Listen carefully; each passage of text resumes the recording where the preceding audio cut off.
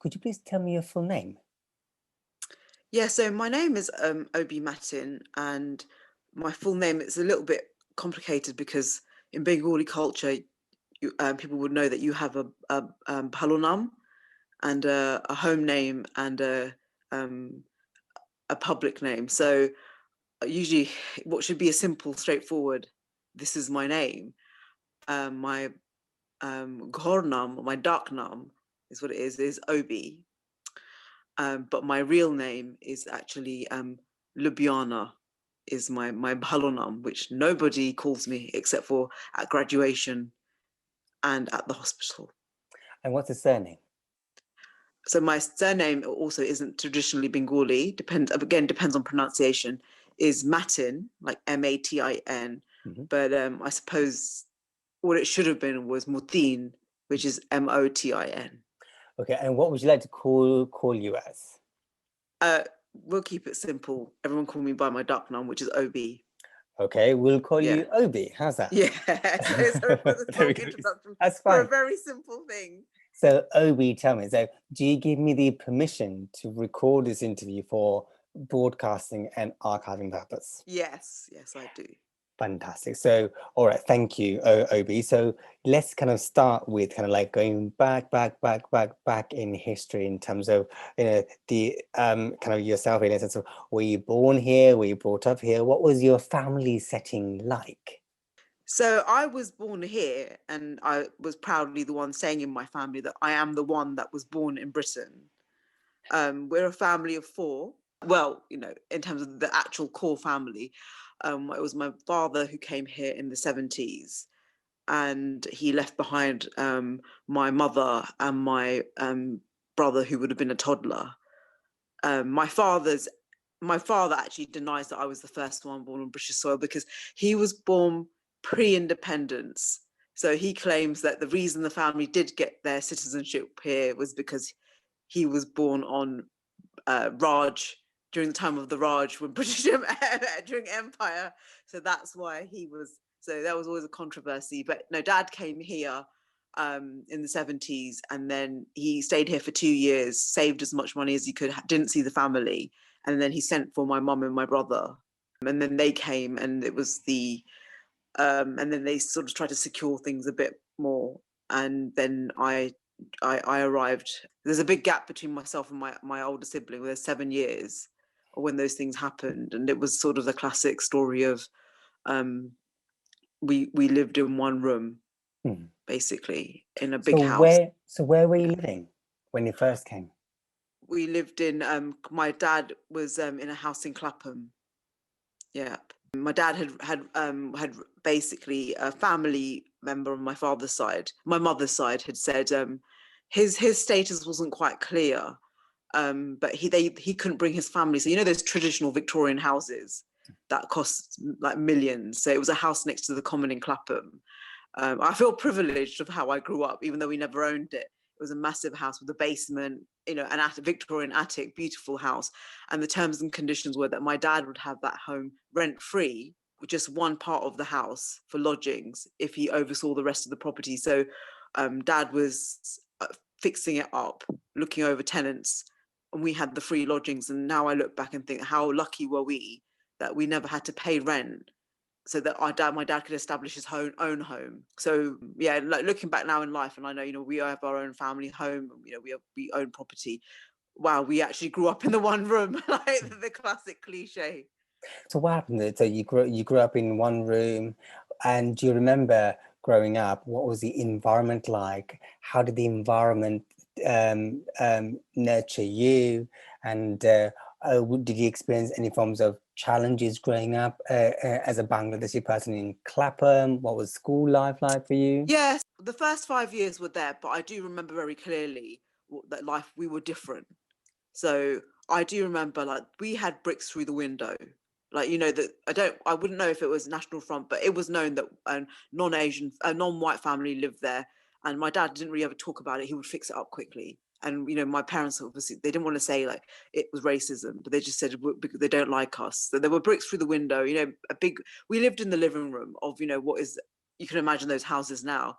And it was so big that it was partitioned, and the partition at the back my dad had put a little partition, and that was where the bedroom was. So we had a little bit of side space, and everything happened down there, except for when we went to use the communal toilets and the communal kitchen.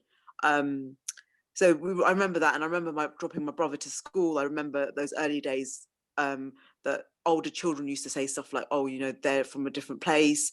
And I had the last memory of that house was I had my would have probably been my 4th or 5th birthday there, and I remember having those conversations where I was allowed to have a birthday party, and the kids saying, "We're not going to go to her party because her parents can't speak English properly," you know, or "I'm not going to wrap her present up in a nice way because she's not, you know, it's not going to be, you know, she's not from here." And then I remember the most embarrassing things when I did have the party, and you know, my parents went all out. They baked a cake. They did their best. Like, I don't think my dad really ever understood what a birthday party meant. You know, those things were not important to him.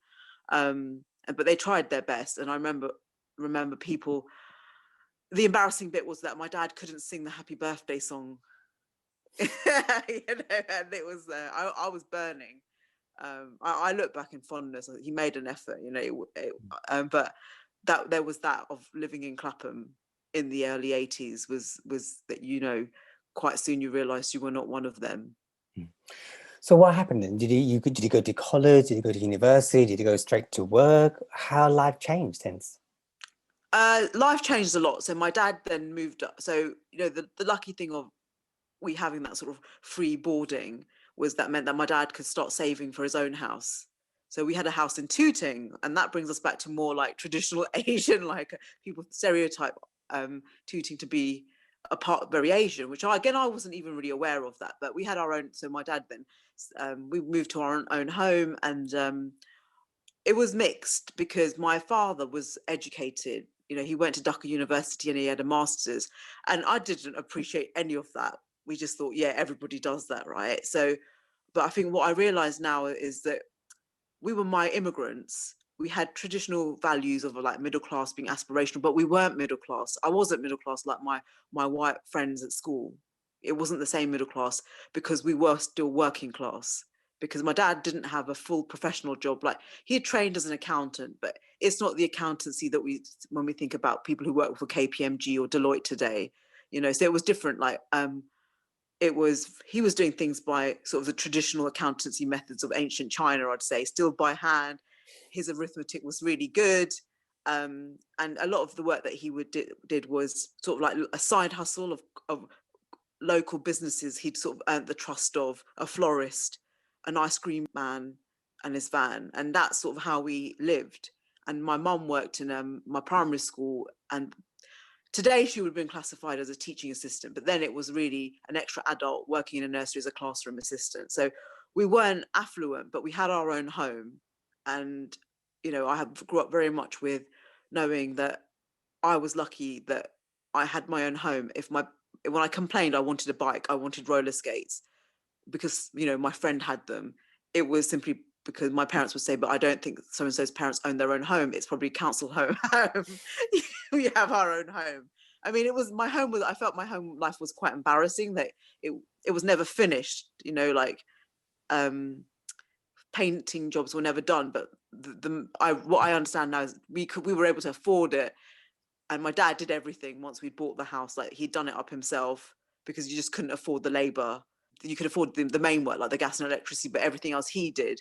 So my dad was basically working, had his 9 to 5 job, working all out throughout the day at home, on the weekends with his little clients, and then fixing up the house. So that's how we grew up.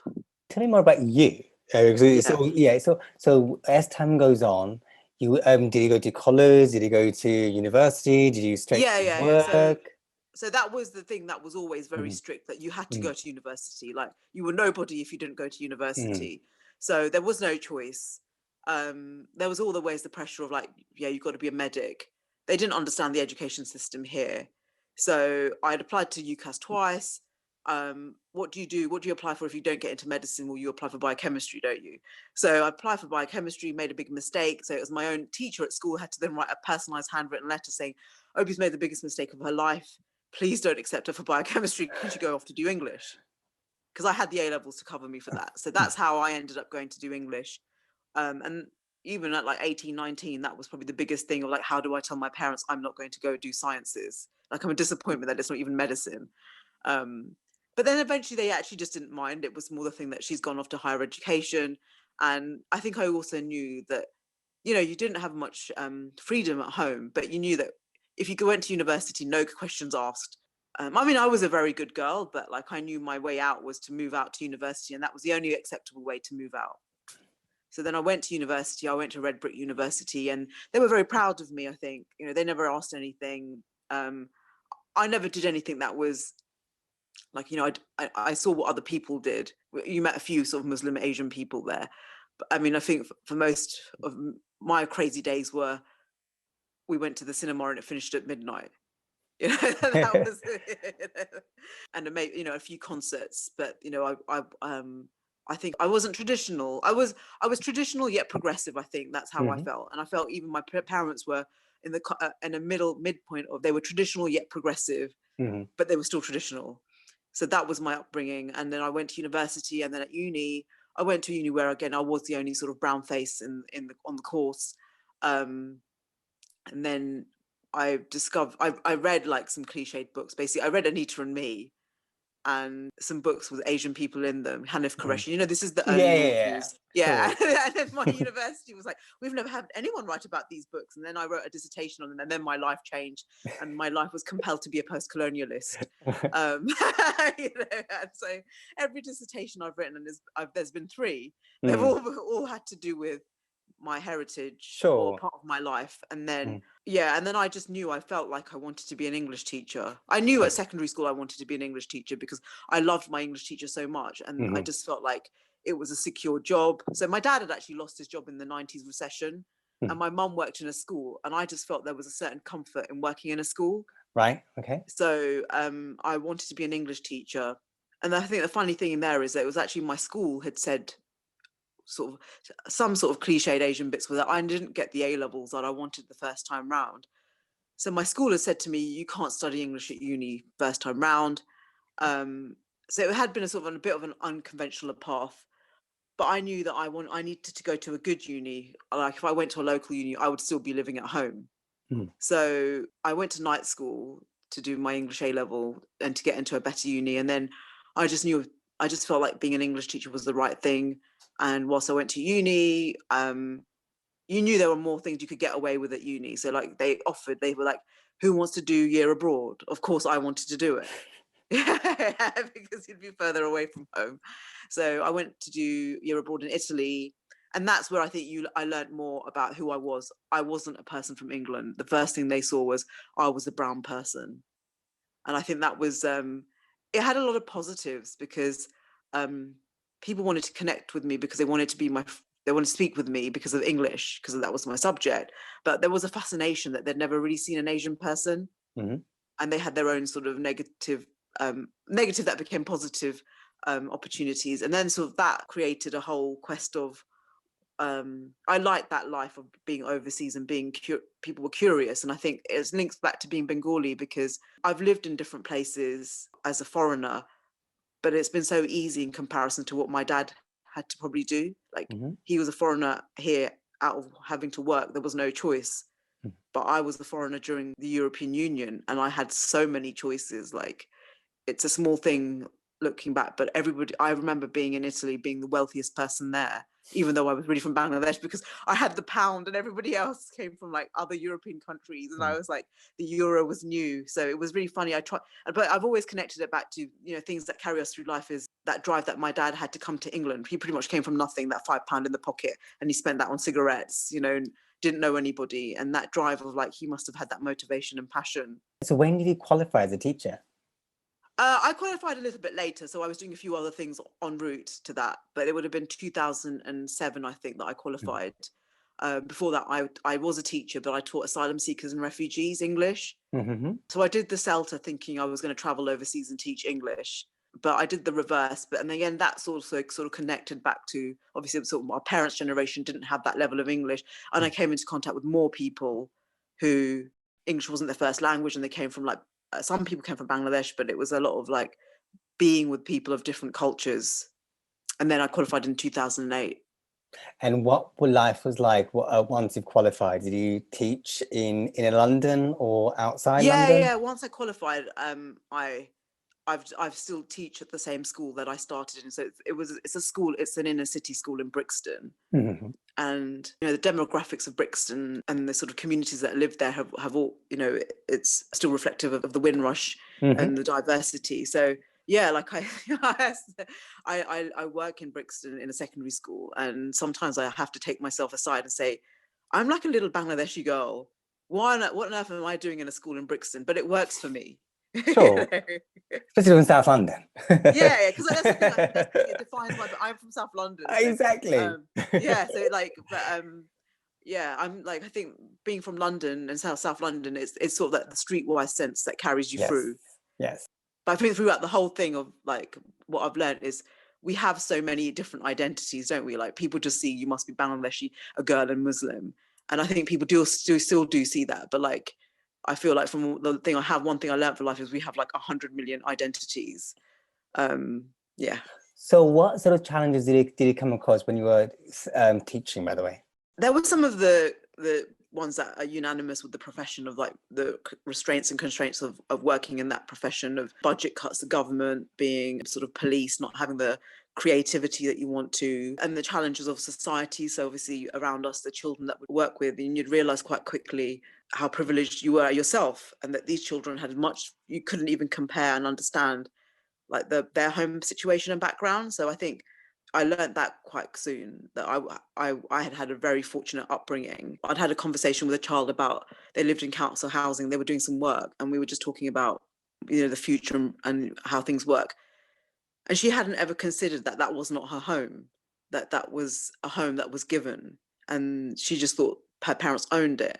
And I just thought that for some children it's not even in their vocabulary to even think about being a homeowner, or things that I was instilled with. Yeah, I know you told me earlier about, or actually prior to this, about you and your relationship.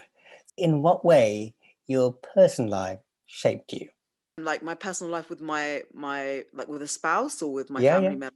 Yeah, Well, I suppose if there was a spouse problem that also became your family problem. a spouse problem. Yeah. Yeah. Tell me more about that. Okay, I'm just gonna first have to break from this because it's being recorded. I know my phone's about to go because I was hoping for my laptop. Mhm. Is that That's fine. Keep on going until it goes. yeah, okay. And then so Make it quick. It's a little quicker. yeah. So yeah, I know at university I met my spouse quite young. We knew from the beginning that you couldn't be with my parents had different opinions. So Is he black, white, Hispanic, no, so yeah, Latino? sorry, he's from London, he's white. Well, he's from Walthamstow. But yeah, so it was just an unusual relationship that we were very good friends. It was always hanging over us. What kind of relationship is this? Because sort of people know the outcomes of these interracial relationships. And how did it work out on a personal level? I mean, when you were going out with a white man, how did your parent take it? Or At your first, it siblings was take it? initially my parents took it very well, which I thought was too good to be true. But later, I realized 24 hours later it was a shock. No, they really didn't take it very well at all. And my father he actually stopped talking to me. So we were living in a house, having told them this, continued living here, and yeah, he'd stopped talking to me. And I think anybody who knows like a Bengali family, a family member had come to see us and have dinner with us. And my dad's mood had changed. I mean, some time had probably passed, but we still had the tradition that we had to sit down at dinner together. And the relative had realized that my dad hadn't put rice on my plate. And that's what he'd realized, that something really bad had happened, because he was like, why hasn't he put bhat on her plate? And my mom had to take him aside and say that something really bad has happened. But yeah, it was World War III, basically. Like, having told my parents, I told them quite late. By that time, I'd known him for 6 years. And we'd already established, my husband now, we'd established that if I was going to tell my parents, we were getting married. That was the equation. Like, there's no nothing else. So telling my parents, that meant I am getting married. That would have to be the level of the relationship. And the day we'd arranged the date that this was going to happen, because time had sort of developed. So I'd already assessed these were the conditions. My father was never going to let me marry anybody in the Muslim in the tradition of the world that they lived in if he was not Muslim. So he knew that he would have to convert to Islam. So he had taken the Shahada that day in the morning. We'd met to take the Shahada in Regent's Park Mosque, and then Which he'd gone means off he to converted. he converted. Yeah, Okay. he'd converted. He'd gone off to tell his mum that he'd converted to Islam, Mm. and then basically I had to go home and tell my parents this breaking news that I was going to marry a white man and not someone in Bangladesh. Yeah. And then what Yeah. happened after? So I endured about a year of just not having a father talking to me and telling me I'd ruined my life. But I carried on living in the house because, you know, you cannot leave the house. If you left, you know, that was going to be the worst thing. You'd shunned your family, even though I'd lived out. And I knew I could financially, but I just feel in my head and my heart that that wasn't the right thing to do. So the next thing you do is basically you go back to university, because then so I went back to university, and that's when I did the PGCE, because I was like, I knew I could get away with living out of home and give my parents this space. And it wasn't like I'd left. So I'd moved out of London to the Midlands. I lived on university accommodation. I hadn't moved in with him at all. I mean, looking back, I could have done so many different things. And then I think that gave my parents some time to think about life. They were getting on. And then I'd had quite a sad family event. My mum's siblings, they'd all moved to New York. And a cousin of mine, who was much younger than me, had actually run off with a boy. And unfortunately, the relationship, it was a tragedy that my cousin had actually died. Mm. And she had not seen her mum had not seen her. They lived in New York. She'd run off to Florida. She'd been quite ill. And I think my parents had sort of adjusted their thinking that my daughter is older. She's come to tell us this. And we know, and suddenly actually a lot of stories were popping up. They'd be like, oh, so-and-so's daughter had married from another culture. Like they'd kept these stories from me, you know, from my whole life. And then I was, by that time, I was 28. Like, Mm-hmm. I had to get married. I had to do Obviously. something. Yeah. Obviously, you know, like I had Time to is do ticking. something. Like, yeah. So my mum, who was just, she wasn't always for it, but she tried to be eventually on my side. And she just said to my dad, we can either support her or she will leave this house on her own, and that will be worse. I think that's how they said it. And I feel like the endurance I had of telling them over a course of probably 3 to 4 years, the agony, and they'd met me halfway. So I had the traditional wedding. Lovely. Yeah, but I'm smaller, like a traditional wedding, but smaller. I had the nikah, which my dad gave his blessing. I think eventually, like my parents were happy with sort of simple things. Like my husband was studying law at the time. He was at graduate school, and his brother was a doctor, a medical doctor. So that all those things are like, well, his brother's a doctor and he's a lawyer. He's going into law, which is better than my children. So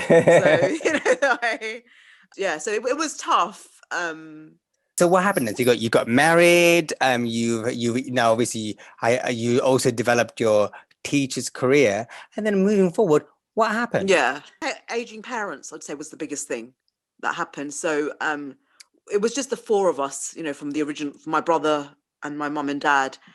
My dad was from a very small sort of village. He didn't come with any connections here, so they got old and quite ill a lot. And my dad actually had Parkinson's disease. Mm-hmm. So I'd got married, we had our own home, but I was being called back to the family home quite a lot because they weren't managing. And I had quickly learned my role as I was looking after the older generation. As a carer. As a carer. And I think there's this myth, isn't there, in Asian cultures that we have the extended family and that there's hundreds of us. Yeah. But this is not true. It was not true at all. There was just me. And they were both simultaneously ill. How about your brother? I have my older sibling, and he'd had a complicated relationship with my father.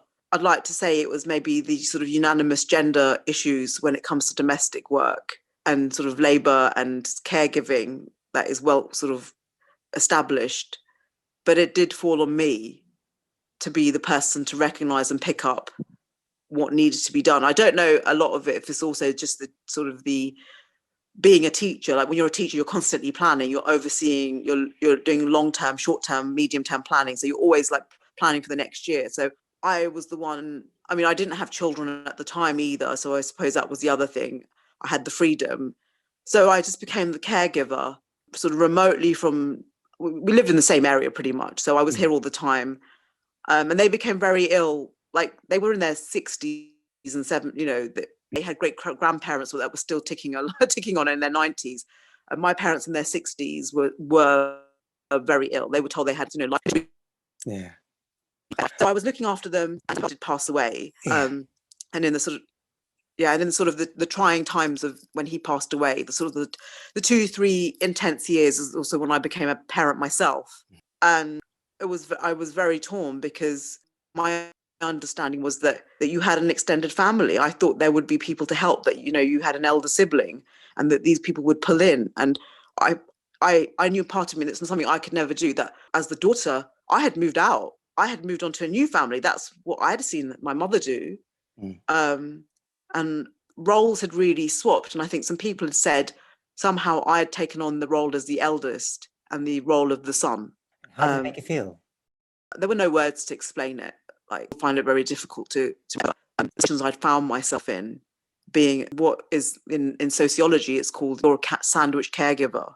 So you're basically in 2 generations simultaneously. What was life like just before lockdown?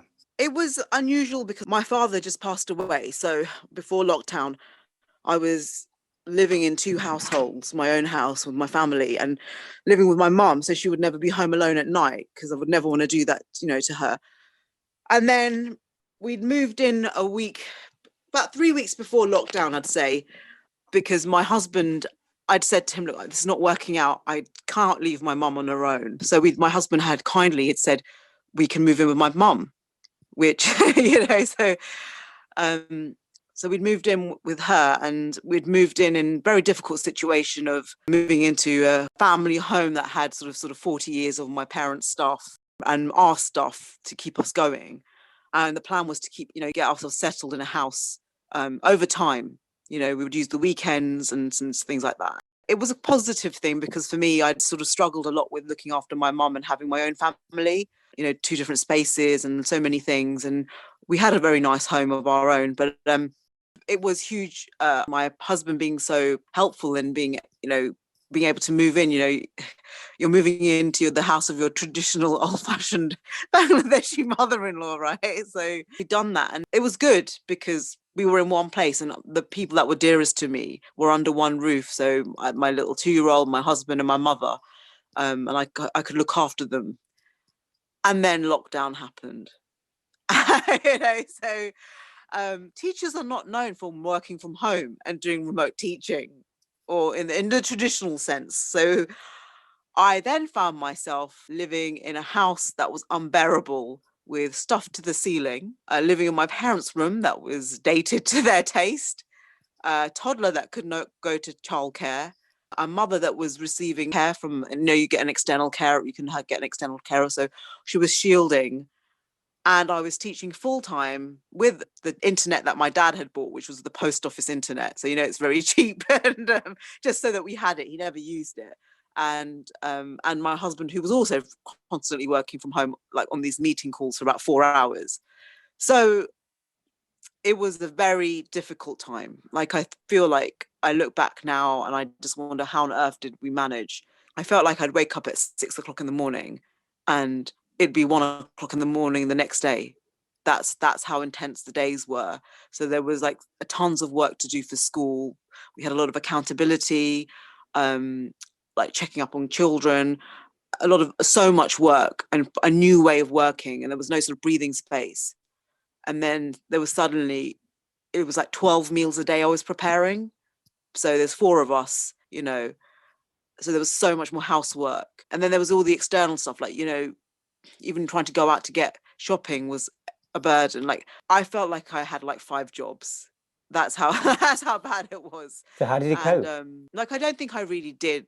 Like, I just felt I was in survival mode the whole time. Like, I just felt like I woke up in the morning and I really felt like it was sort of SAS style. Like, you just put on like your clothes that like just put on some black clothes, have a quick shower. I mean, I think that I remember one time I hadn't washed my hair in like 10 days because you just couldn't. Like, I know like other people would say they'd like written their second novel. And I think when I first heard that school was going to close, I remember at school it was a bit like, snow days. The reality of like what it was on put on the side, and we were all sort of, all the teachers were having like cartwheels, like, yeah, we're not in school, and like we thought this was going to be like great, like, not having to go to school the next day is quite a nice thing, but when it's like day after day, Yeah. it's very different. Yeah, like I just tried to say to myself, like when my parents were sick and I had a newborn baby and it was really bad.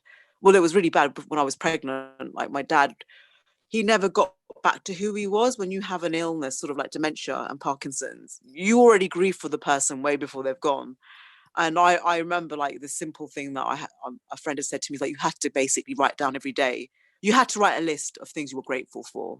And I'd just written a list every day of some things I was grateful for. Like, and I was still grateful that we were all together. Like, I'm a spiritual person, like I'm progressive. I'm Muslim, like my family are Muslim. And I believe that like God made it. It was a reason why I moved in with my mum 3 weeks before anyone knew lockdown was going to happen, because how on earth would we have survived if we lived in two different houses? So I just believe that was like a blessing from God. Like he knew that I needed this. And like I just wrote little things down. Like I just said to myself, like, I live in Tooting, this is like takeaway capital of the world. My mum was even like, let's get takeaway. So with those little things, like we just found ways. And then so it was a very intense period. Like I was envious of people that put on Twitter that they'd written like another book or they'd like cleared their house and nothing had happened. In the 6 months, like the house was still a mess because you just couldn't clear anything. There was no way you could do anything. And there were odd comments made from sort of family members that didn't understand the reality of it. And they came to the house and they'd sort of noticed that it hadn't been hoovered.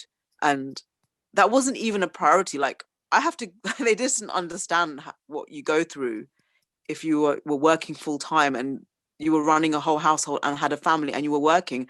I think they just like, sometimes there's that attitude that teachers, I felt from sort of older generations of the family, that what does a teacher do? It's what they did in the village back in Bangladesh. You just sit down and tell the child what page to go to. That's it. And teach under a banyan tree. Yeah, exactly. You teach under like a tree, and you have a stick. Yes.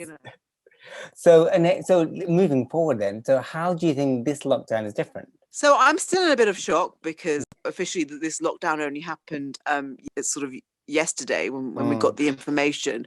I'm somewhere between trying to tell myself that things will be different this time, that I must sort of be more kinder to myself because I am under it was a huge amount of sort of pressure that a lot of people were under, the way we lived, the anxiety, the challenges, and sort of the same as last time, that if this time will pass. I'm grateful that we're all together under one roof, that no one in my immediate family has had COVID.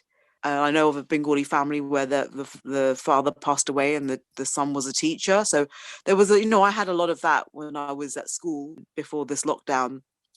So I just sort of feel like this time will pass. Like the everyday is bit of like is difficult, like the housework for every day, caring for somebody, but this is probably as much as I should expect right now. Like if we can get through a day of teaching, making sure everybody's fed, there's clean clothes, I just feel this is the best it is right now. Like standards have had to drop. Since you're a teacher, I mean, how do you feel about other teachers are feeling and with their workload and in current times? I can't even put to words like how I feel for the head teacher of my school, and being like a senior teacher. They were making plans for like mass testing, and that was basically probably the whole of like the Christmas holidays. How is this going to be possible, logistically possible in the school? And then like overnight it's like now school is just closing. So like on Monday I had been in school and we were trained, we were looking at and planning about how things were going to roll out, and now obviously overnight it's just changed. So we're just rolling like this. Like I feel like every day teachers, you wake up with some sort of like, okay, this is how I'm going to deal with this. I'm going to do this, we're going to do this, we're going to get everyone's going to get their thinking hats on, we're going to work on this. and then you'll spend hours doing that, and then the government will roll something else out, and you'll be just like, well, that was a whole waste of time, wasn't it? Like, that was just like, and so every day is like that. And that's, I mean, that's what school was like a lot, even when we went back to in September. I know I had a few times of like, there was a huge amount of pressure as a parent and as a teacher that if a family member needed the COVID test, you then had to self-isolate until you got the results, which is a huge amount of pressure in a school, because then you can't go in, and then they have to get supply cover. And it was a huge amount of uncertain time of, are the tests going to be negative? And I've got to work. And in teaching in the UK, we were behind on ed tech and how technology works. Like, we were still teaching using the board. The technology was there, but the nature of the profession was we never really had to use this. Like, overnight we became experts. Like, we were able to do that. But in the reality of this time last year, no one had even used Google Classroom. And we had it, because you were just surviving and doing teaching the way, it's this profession that is hugely stretched and there's a lot of demands placed on it. So overall, though, in terms of the teaching profession and yourself, what did you learn as a result of the lockdown, both lockdowns? I learned to always first realize that wherever your life situation, you are always better off than somebody else. Like, I really learned, I think, about this word privilege, that, there was a lot of, obviously with Black Lives Matter, and the narrative was, those at the top would tend to be the white male, the white sort of upper class male. That's privilege. But I really realized that we all have a little bit of privilege. Like, even though I was living in difficult circumstances during a lockdown, how lucky was I that I could even afford to get online shop whenever I needed it? There were people who couldn't get that. Like, you'd go out in Tooting, and this is an area I've lived like for most of my life, and I'd never seen that they have people lining up for the food bank and a soup kitchen, and I was like, I'm so lucky. Like, an Asian parent who would never want to get takeaway would then be, she's elderly and frail, but yet she could articulate, let's get takeaway today. Like, how I have privilege that way. Like, I have privilege that I live in my own home. And I learned, my toddler, he'd lost his, privilege again. He had a tablet to use. And yet at school, there were a lot of children, and there's a lot of children in this country who don't have the technology they couldn't access education. So I think it really shifted my perspective of that's the one thing I learned. And the other thing I learned was that sometimes, like, the very best you can do is all you can do right now. And as long as you're surviving, that's it. And just have low expectations on things. And this time will just pass. I think those were the sort of the things that carried me forward. Well, it's lovely of you to say that, by the way, Obie. Yeah, well, what I would like to say is this is a great kind of interview. Thank you.